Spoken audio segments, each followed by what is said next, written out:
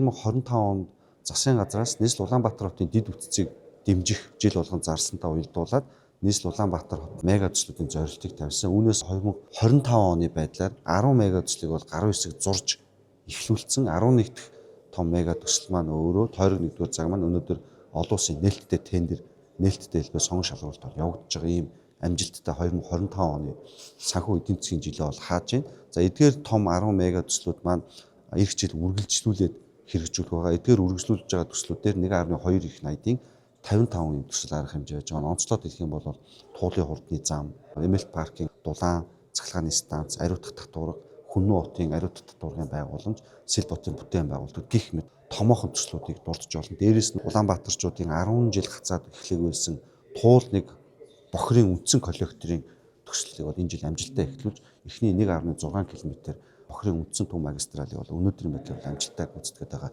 Ийм одоо амжилттай байж байгаа.